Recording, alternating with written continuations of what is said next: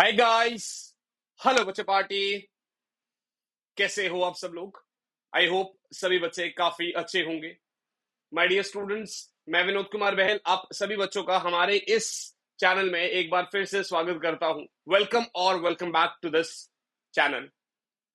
बच्चों, आज की इस क्लास में हम क्या करने वाले हैं? अब तक हम ऑलरेडी 4 लेक्चर कर चुके हैं इस चैप्टर के। लास्ट क्लास में मैं इलेक्ट्रिक डाइपोल करवा रहा था, जिसमें आपको इलेक्ट्रिक फील्ड क्या होता है, मतलब इलेक्ट्रिक फील्ड एक्सियल पॉइंट पर क्या होता है और इक्वेटोरियल पॉइंट पर क्या होता है। आज के इस टॉपिक में हम क्या करने वाले हैं?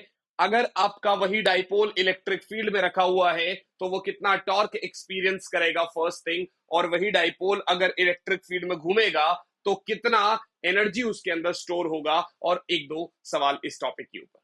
चलिए यार, स्टार्ट करते हैं सेशन को। अच्छा, स्टार्ट करने से पहले यार, डिस्क्रिप्शन में आप लोगों को लिंक दे रखा है। अगर ये लेक्चर लास्ट तक आप देखते हैं और आपको अच्छा लगता है और आप मेरे साथ पेड बैचेस में आना चाहते हैं तो डिस्क्रिप्शन में लिंक दे रखा है। आप वीके आर्मी कोड यूज कर सकते हो और आप मेरे साथ मेरे पेड बैचेस को भी ज्वाइन कर सकते हो।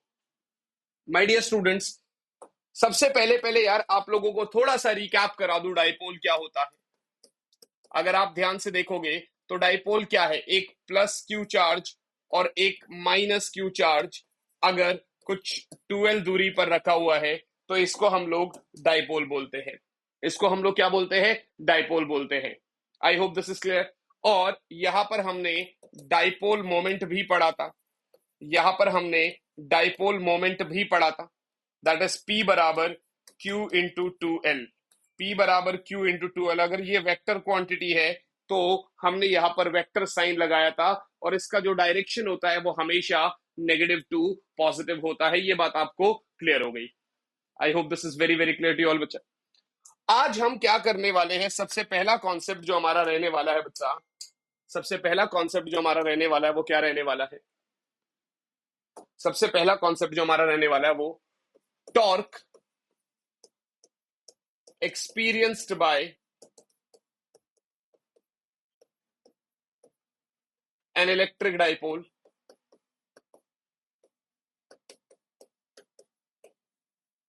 when placed torque experienced by an electric dipole when placed in a uniform electric field. Torque experienced by an electric dipole when placed in a uniform electric field. आप ध्यान से देखो बच्चे, यहां पर हम क्या करेंगे? बड़ी सिंपल सी बात है यार। इलेक्ट्रिक फील्ड मैंने यूनिफॉर्म ले लिया, मैंने यूनिफॉर्म इलेक्ट्रिक फील्ड ले लिया। इसके अंदर मैंने एक डाइपोल रखा है माइनस क्यू प्लस क्यू, कुछ 12 दूरी पर है, ये कुछ थीटा एंगल पर रखा है ये इलेक्ट्रिक फील्ड के साथ। आपको टॉर्क के बारे में पता है। सबसे बड़ी प्रॉब्लम हमारी पता है क्या होती है? बैकलॉग होने का सबसे बड़ा कारण है। अब यहां पर टॉर्क आया। टॉर्क तो आपने 11th क्लास में पढ़ा था। तो जैसे ही मैंने देखा कि यार ये तो टॉर्क वाला कॉन्सेप्ट है, इसको छोड़ देते हैं, टॉर्क 11th वाला पकड़ लेते हैं और उसको करने की कोशिश करते हैं। ना वो हो पाता है ना ये हो पाता है। तो आज के बाद अगर आपको बैकलॉग खत्म करना है तो अगर टॉर्क बोला तो सिर्फ टॉर्क को नोट डाउन कर लो। 5% 10% आता होगा, उसको घर जाके कर लो, वो आपका कंप्लीट हो जाएगा। 11th से लिंकेज नहीं है। अगर हम लोग दिमाग में ये चीज सोच के बैठे हैं ना कि 11th से हमारी 12th बहुत ज्यादा लिंक कर रही है, 11th नहीं पढ़ी तो 12th नहीं हो पाएगा। जनरली जनरली हमारे जो 11th वाले बच्चे होते हैं जो हर साल 11th देते हैं, उन्होंने भी नहीं पढ़ा होता है, और वो भी 12th में 95 प्लस 98 प्लस, मतलब फोड़ते हैं वो। आप भी कर लोगे, आपको भी करना पड़ेगा, राइट? चलो, सो टॉर्क एक्सपीरियंस्ड बाय, एक सेकंड होल्ड करना बच्चा, एक सेकंड होल्ड करना बच्चे, मैं इसको जरा साइलेंट पे कर लूं, है ना? हाँ, just give me a moment. Yeah, sorry for this interruption. So torque की अगर हम बात करते हैं, टॉर्क क्या है? जिस तरीके से ट्रांसलेटरी फोर्स है, जिस तरीके से ट्रांसलेटरी फोर्स लग रहा है और फोर्स के अंडर डिस्प्लेसमेंट भी हो रहा है, उसको force into displacement work done होता है। उसी तरीके से अगर आप एंगुलर घुमाने वाला फोर्स देखें तो उसको टॉर्क बोलते हैं, और घुमाने वाला डिस्प्लेसमेंट मानी कुछ एंगल घुमा यानी एंगुलर डिस्प्लेसमेंट, यानी एंगुलर डिस्प्लेसमेंट। तो जैसे आपको टॉर्क का कॉन्सेप्ट समझाते हैं, ये आपका एक फिक्स्ड एक्सिस है, मतलब जैसे दरवाजा होता है, दरवाजा फिक्स्ड एक्सिस के अलोंग घूमता है। ये आपका डोर अगर ऐसा है, अगर ये आपका डोर का हैंडल है, अगर ये आपका डोर का वो फिक्स्ड एक्सिस है जिसके अलोंग दरवाजे को घूमना है, ये आपका वो पूरा गेट होता है, यहां पर होता है आपका हैंडल, यहां पर होता है आपका हैंडल कुछ डी दूरी पर। यहां से आप दरवाजे को ऐसा घुमाते हो, है ना, ऐसे ही होता है, ऐसे ही खोलते हो आप कुछ दूरी पर। जैसे मान लो ये आपका ऐसे, तो इतनी दूरी पर ऐसे घुमाओगे आप इसको, जितनी ज्यादा दूरी उतना ज्यादा अच्छे से वो घूम रहा होगा। दूरी को अगर आप कम कर दो तो वो घूमेगा ही नहीं, मानी टॉर्क इफेक्ट ही खत्म हो जाएगा। तो यहां पर भी ऐसा ही है। एक चीज आपको हमेशा याद रखनी है, इलेक्ट्रिक फील्ड के अंदर अगर प्लस क्यू चार्ज रखा हुआ है तो इलेक्ट्रिक फील्ड के डायरेक्शन में फोर्स लगता है उसके ऊपर, और अगर माइनस क्यू चार्ज रखा होगा तो उसके ऊपर इलेक्ट्रिक फील्ड के अपोजिट डायरेक्शन में फोर्स लगेगा। जैसे कि अगर ये आपका ऐसे है तो इसके ऊपर इस डायरेक्शन में फोर्स लगेगा, तो इसके ऊपर इस डायरेक्शन में फोर्स लगेगा। माइनस क्यों लिखा? क्योंकि वेक्टर है, डायरेक्शन अपोजिट हो गई। इस डायरेक्शन में कुछ फोर्स, इस डायरेक्शन में कुछ फोर्स। अगर कोई आपसे पूछे कि यहां पर नेट फोर्स कितना है तो आप क्या कह दोगे भाई? QE plus of minus QE, यानी नेट फोर्स तो जीरो हो गया। लेकिन क्योंकि आपके फोर्सेस के पेयर है भाई, है ना, आपके पास पेयर है, राइट साइड में क्यूई, लेफ्ट साइड में माइनस क्यूई। यहां पर अगर आप ध्यान से देखोगे बच्चे, मैंने क्या किया, एक फोर्स से दूसरी वाली लाइन ऑफ फोर्स के ऊपर एक परपेंडिकुलर डिस्टेंस ड्रॉ किया। और आज के बाद आपको हमेशा से एक चीज याद रखनी है, हमारा जो टॉर्क होता है वो होता है कोई भी फोर्स का मैग्नीट्यूड इनमें से into perpendicular distance, into perpendicular distance. Distance कौन सा? परपेंडिकुलर। बताओ क्या लिंकेज था? बताओ क्या लिंकेज था? एक छोटा सा फॉर्मूला पढ़ना था, थोड़ा सा समझ गए, हमारा हो गया टॉपिक। इसकी वजह से हम पूरा कॉन्सेप्ट ही खत्म कर देते। तो सर टॉर्क बराबर, अभी फोर्स का मैग्नीट्यूड क्या है आपका? क्यू। सही है। और परपेंडिकुलर डिस्टेंस आपका डी है, ये भी सही है। और हमारा जो परपेंडिकुलर डिस्टेंस है वो डी है हमारा। तो अगर आप ध्यान से देखोगे तो एक चीज देखो, डी कितना आएगा? परपेंडिकुलर है, हाइपोटेनस है, साइन थीटा निकाल लो। परपेंडिकुलर डी, हाइपोटेनस 2l, तो सर डी क्या हो गया? 2l sign theta. Sir D क्या हो गया? 2l sine theta. तो ये हो गया Q E into 2l sine theta. आपको पता होना चाहिए क्यू इंटू 2l आपका पी होता है, अभी पिछले पेज पे बताया मैंने। तो सर टॉर्क क्या हो गया? क्यू इंटू 2l यानी P, so P E sine theta. Sir torque क्या हो गया? PE sine theta. क्या मेरी बात समझ में आ रही है? सर टॉर्क कितना हो गया? PE sine theta. I hope this is very very clear to you all. आपको पता है ए बी साइन थीटा क्या होता है? A cross B. Sir A B sine theta vectors में आता था, हमने वेक्टर्स नहीं पढ़ा। अरे भाई एक आध चीज आपको करनी पड़ेगी ना, फिर उसको देखना पड़ेगा आपको। सो टॉर्क आपका क्या हो गया? P cross E, because A B sine theta जो होता है वो ए क्रॉस बी होता है। Because A B sine theta जो होता है वो ए क्रॉस बी होता है। मेरे हिसाब से तो ये कहानी क्लियर है आपको। गौरव गाइस, बहुत सही बात है यार, बहुत सही है। चल अभी जरा आगे चलते हैं, अभी जरा आगे चलते हैं बच्चे। आगे क्या करते हैं? अगर मैं आपको बोलूं तो या तो यहां पर मिनिमम टॉर्क भी होगा और मैक्सिमम टॉर्क भी होगा, दो केसेस होंगी। तो केस वन में मैं ले लेता हूं, केस वन में मैं ले लेता हूं टॉर्क मिनिमम, और केस टू में मैं ले लेता हूं टॉर्क मैक्सिमम। भाई मिनिमम टॉर्क का मतलब क्या? या तो वो घूमेगा या वो ना घूमेगा, और नहीं घूमेगा मतलब टॉर्क है ही नहीं, मतलब मिनिमम, यानी मिनिमम टॉर्क मतलब जीरो। और जीरो का मतलब साइन 90, यानी अगर 90 डिग्री पर रखा होगा वो इलेक्ट्रिक फील्ड के साथ, तो आपका, सॉरी साइन 90 बोल दिया मैंने, आई एम रियली सॉरी। हाँ, थीटा 0 डिग्री या फिर 180 डिग्री, या फिर 180 डिग्री, मतलब या तो वो इलेक्ट्रिक फील्ड के अलोंग रखा हो या इलेक्ट्रिक फील्ड के ऑपोजिट रखा हो, तो वो घूमेगा ही नहीं। टॉर्क वाला इफेक्ट हमारा जीरो हो गया, यानी आपका नेट टॉर्क इज जीरो, वो नहीं घूम रहा है, टॉर्क इज मिनिमम। हाँ, अगर आपका 90 डिग्री पर रखा होगा तो साइन 90 मैक्सिमम यानी 1 हो गया, तो मैक्सिमम टॉर्क कितना हो जाएगा, पीई हो जाएगा। मैक्सिमम टॉर्क कितना हो जाएगा, पीई हो जाएगा। परपेंडिकुलर रखा है तो भाई इलेक्ट्रिक फील्ड के डायरेक्शन में आने की कोशिश करेगा, यानी मैक्सिमम टॉर्क कितना हो गया, प्लस पीई। हाँ, वो कुछ डिग्री पर रखा होगा, यानी कि जैसे 0 डिग्री पर या 180 डिग्री पर, तो उस केस में टॉर्क नहीं लग रहा होगा, वो नहीं घूम पाएगा, यानी minimum torque is 0।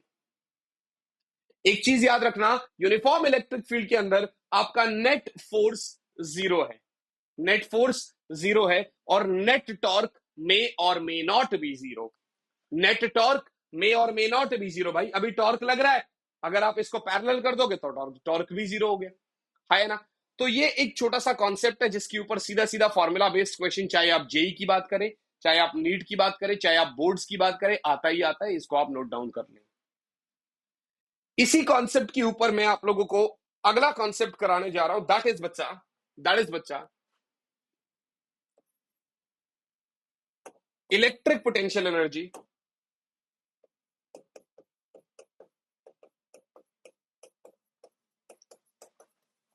Electric potential energy stored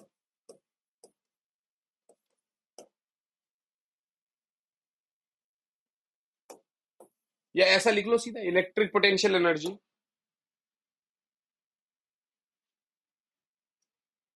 of an electric dipole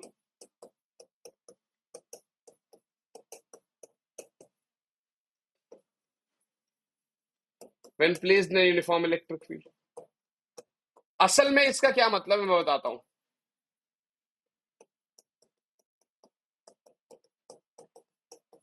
असल में तो इसका क्या मतलब है मैं आपको बताता हूं। हमने क्या किया, हमने यूनिफॉर्म इलेक्ट्रिक फील्ड में, हमने यूनिफॉर्म इलेक्ट्रिक फील्ड में, ये इलेक्ट्रिक फील्ड है, थीटा 1 एंगल पर रखा हुआ मान लो, हमने यूनिफॉर्म इलेक्ट्रिक फील्ड में एक डाइपोल रखा है, माइनस क्यू प्लस क्यू, सही है। यूनिफॉर्म इलेक्ट्रिक फील्ड में एक डाइपोल रखा हुआ है थीटा 1 पर, तो कुछ टॉर्क एक्सपीरियंस करेगा, कितना, पीई साइन थीटा 1, सही है। हमने क्या किया, इसको घुमाया, हमने इसको थोड़ा सा घुमाया, अब ये थीटा 2 डिग्री पर रखा हुआ है, अब ये थीटा 2 डिग्री पर रखा हुआ है, तो भाई डी थीटा एंगल से घूमा। यार एक बात बताओ, ट्रांसलेटरी में वर्क डन क्या होता है, फोर्स इनटू डिस्प्लेसमेंट, सही है। तो रोटेटरी में क्या होगा, angular force into angular displacement. इसका मतलब इसको घुमाने में कहीं ना कहीं कुछ वर्क डन हुआ है।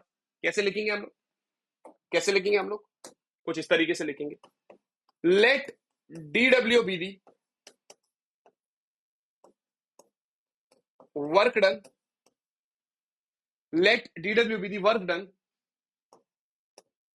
एक सेकंड होल्ड करिएगा बच्चे आप लोग, है ना, एक सेकंड होल्ड करिएगा। So let dW be the work done in rotating the dipole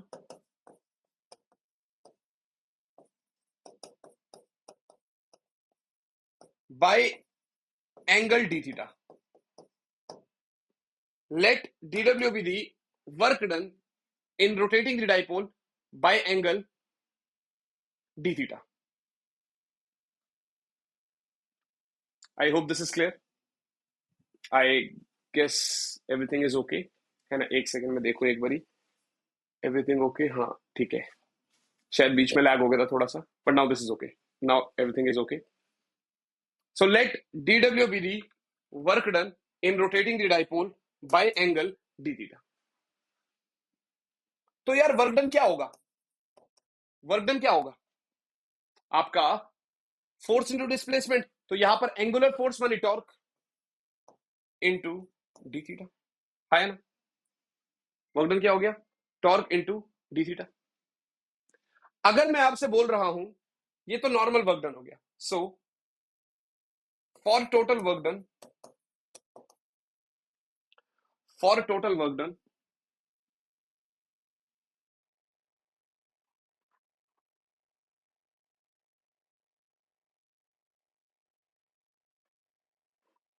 for total work done,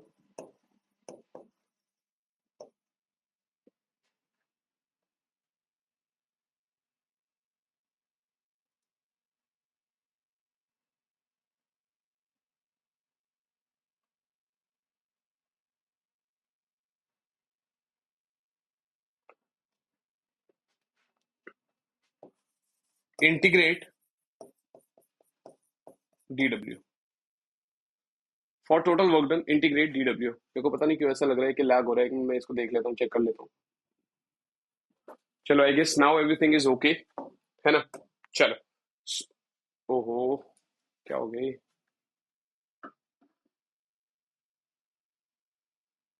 hmm so for total work done, for total work done integrate DW. मैं क्या करूंगा टोटल वर्क डन के लिए, DW को integrate कर दूंगा।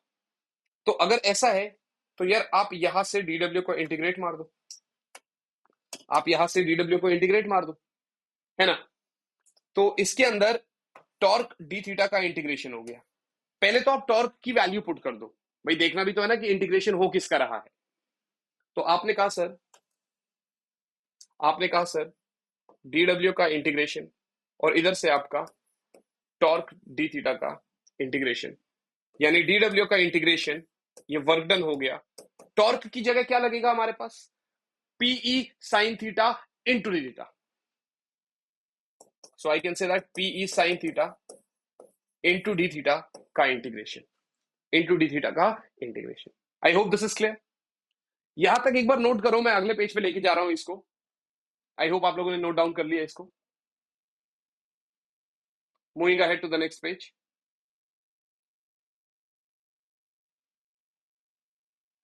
एक बार ध्यान से देखो बच्चे, आप लोग एक बार ध्यान से देखो। मैंने कहा यार वर्क डन बराबर, ये पीई को बाहर निकाल रहा हूं, इंटीग्रेशन किसका हो रहा है, sign theta into D theta का। इंटीग्रेशन किसका हो जा रहा है, sign theta into D theta का, ठीक है ना। और वो भी कहां से कहां तक, थीटा वन से थीटा टू तक। वो भी कहां से कहां तक, थीटा वन से थीटा टू तक। तो सर पीई तो रहेगा बाहर ही, ये भी ठीक है। अब साइन थीटा का इंटीग्रेशन क्या होता है, डिफरेंशिएशन भले ही कॉस थीटा होता है, but integration minus cos theta होता है। So this is minus cos theta, this is minus cos theta. और ये आपका थीटा वन से थीटा टू तक, और ये आपका थीटा वन से थीटा टू तक। So work done is going to be minus PE, minus PE, इधर आपका क्या आ जाएगा, कॉस थीटा की जगह थीटा टू, और फिर लोअर लिमिट, एक बारी अपर लिमिट, एक बारी lower limit, minus PE cos theta two minus cos theta one. I hope this is very very clear to you. Work done is minus PE cos theta two minus cos theta one.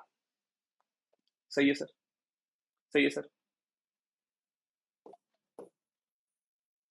अगर मैं इसको आगे देखता हूं, अगर मैं इसको आगे देखता हूं तो मैं किस तरीके से इसको कर पाऊंगा।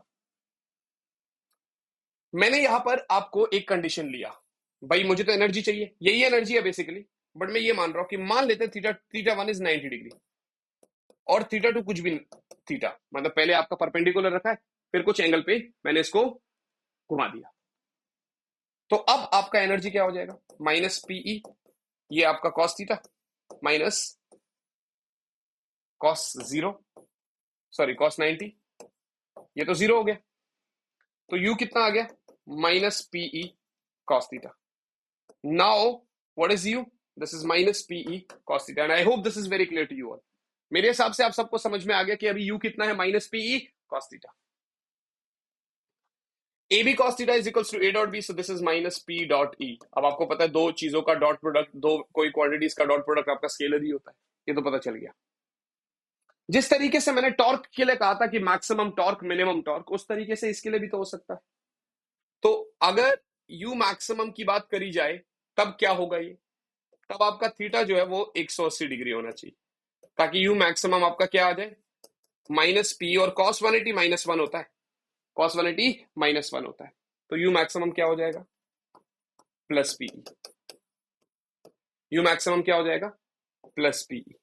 आई hope this is clear, I hope this is very very clear to you. U maximum is plus PE. और इस केस में जब मैक्सिमम पोटेंशियल एनर्जी होता है ना, तो इक्विलिब्रियम पता क्या होता है, अनस्टेबल, अनस्टेबल इक्विलिब्रियम। इक्विलिब्रियम पता कैसा होता है, अनस्टेबल इक्विलिब्रियम। और अगर आपका मिनिमम पोटेंशियल एनर्जी की बात करी जाए तो थीटा को आप क्या रख दो, 0 डिग्री, ताकि यू मिनिमम क्या हो जाएगा आपका, माइनस पीई कॉस 0, और असल में कॉस 0 1 होता है, so U minimum is equals to minus PE, so U minimum is equals to minus P. और इस केस में अगर देखा जाए तो ये हो गया आपका unstable equilibrium, sorry stable equilibrium, ये हो गया आपका स्टेबल इक्विलिब्रियम। क्या मेरी बात समझ में आ रही है, ये हो गया आपका stable equilibrium. I hope this is very very clear to you all बच्चा। मेरे हिसाब से इसमें तो कोई प्रॉब्लम नहीं है, ये आपका अनस्टेबल इक्विलिब्रियम होगा और वो आपका स्टेबल इक्विलिब्रियम हो गया, ये कॉन्सेप्ट आपको क्लियर। अब आगे चलते हैं बच्चों, अब आगे चलते हैं बेटा, अब आगे चलते हैं, ध्यान देना। ये है यूनिफॉर्म इलेक्ट्रिक फील्ड, ये है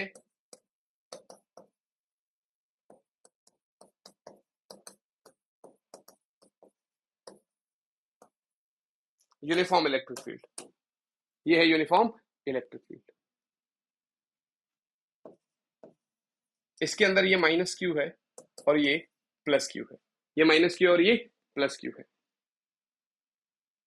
चाहे कैसे भी रखा हो, चाहे ऐसे रखा हो, चाहे कैसे भी रखा हो, तो इसके अंदर मैंने पता क्या बोला कि नेट फोर्स क्या हो जाएगा, 0, और नेट टॉर्क जो होगा मे और मे नॉट 0। मतलब इस केस में तो नेट टॉर्क 0, नेट टॉर्क 0 नहीं है, और अगर ये पैरेलल या एंटी पैरेलल रख दोगे तो टॉर्क 0 भी हो जाएगा। अगले कॉन्सेप्ट में मैं क्या कर रहा हूं, अगले कॉन्सेप्ट में मैं क्या कर रहा हूं, कुछ इस तरीके से कर रहा हूं बच्चे, यूनिफॉर्म इलेक्ट्रिक फील्ड की बजाय नॉन यूनिफॉर्म इलेक्ट्रिक फील्ड ले रहा हूं, यूनिफॉर्म इलेक्ट्रिक फील्ड की बजाय नॉन यूनिफॉर्म इलेक्ट्रिक फील्ड ले रहा हूं। अक्सर ये क्वेश्चन आते हैं, ये माइनस क्यू है और ये प्लस क्यू है, ये इलेक्ट्रिक फील्ड के अलोंग रखा हुआ है। यानी इस केस में अगर देखा जाए, थीटा अगर मान लो 0 डिग्री ले रहा हूं मैं, ऐसा मान के चल रहा हूं, तो टॉर्क तो आपको पता है 0 हो गया, बट एफ नेट यहां पर 0 नहीं है। कारण जहां ज्यादा इलेक्ट्रिक फील्ड वहां ज्यादा फोर्स, जहां कम इलेक्ट्रिक फील्ड वहां कम force. I hope this is very very clear to you. So this was what, non uniform electric field, this is what, non uniform electric field,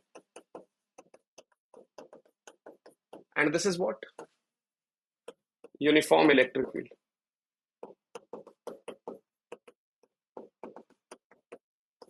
And this is what, uniform electric field. I hope this is very very clear to you all बच्चा। मेरे हिसाब से ये चीज आपको clear है। कुछ एक दो क्वेश्चंस करवा देता हूं मैं आपको, है ना, तो आपको थोड़ा सा कॉन्फिडेंस आपका बूस्ट हो जाएगा। जस्ट गिव मी क्वेश्चन, जस्ट गिव मी मोमेंट। बहुत बेसिक सवाल आते हैं यहाँ पे, जैसे कैसा क्वेश्चन दे देगा, बहुत basic question. For an example वो आपको क्वेश्चन दे रहा है, क्या लिख रहा है, कह रहा है sir an electric dipole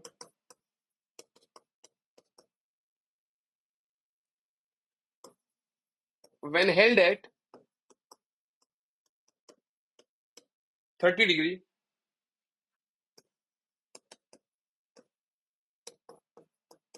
with respect to a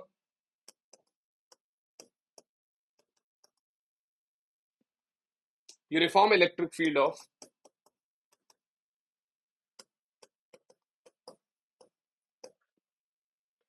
10 raised to the power 4 Newton per Coulomb.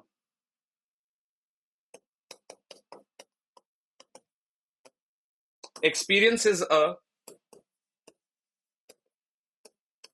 Torque of 9 into 10⁻⁻26 newton metre. आपसे डाइपोल मोमेंट पूछ रहा है, calculate the dipole moment of the dipole.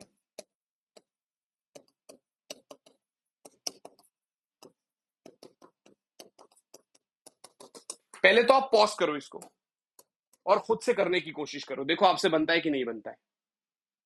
फिर मैं तो करवा ही रहा हूं। इलेक्ट्रिक डाइपोल है, थीटा 30 डिग्री है भाई, थीटा 30 डिग्री है, और इलेक्ट्रिक फील्ड की वैल्यू ऑलरेडी हमें दे चुका है, टॉर्क की वैल्यू भी दे चुका है। सीधा फॉर्मूला बेस्ड क्वेश्चन है, आपको जैसा करना है वैसे कर लो। मतलब टॉर्क बराबर क्या है, पीई साइन थीटा, तो पी बराबर टॉर्क बटा ई साइन थीटा। टॉर्क की वैल्यू 9 इंटू 10⁻⁻26 बाई ई माने 10 की पावर 4, साइन थीटा मतलब साइन 30, साइन 30 मतलब 1/2। जैसे cos 30 √3/2 होता है, वैसे साइन 30 आपका 1/2 होता है। 2 ऊपर चला जाएगा, सो 9 2 18 इंटू 10 की पावर -26, 4 है ऊपर जाके -4 हो जाएगा। सो दिस इज 18 इंटू 10 की पावर -30, क्योंकि P है Q मानी कूलम मीटर, मानी कूलम मीटर। सो डाइपोल मोमेंट या फिर 1.8 इंटू 10 की पावर -29 कर दो, या फिर आप इसी को 1.8 इंटू 10 की पावर -29 कूलम मीटर कर दो। एक ये बेसिक क्वेश्चन है। अच्छा, एक जो बड़ा प्यारा क्वेश्चन है वो कैसे पूछता है, ये वाला आपने नोट कर लिया होगा, ठीक है ना, ये वाला आपने नोट कर लिया होगा। हम अगले पे चलेंगे अभी।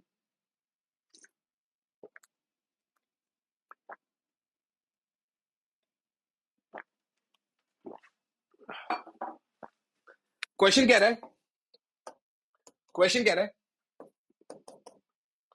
Work done in rotating the dipole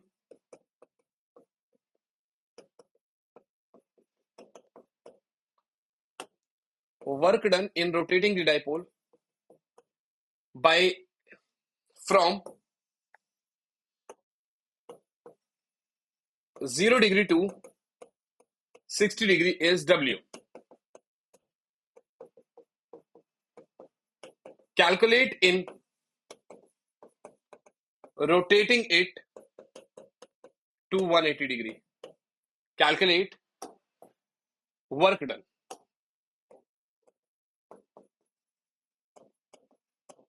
in rotating it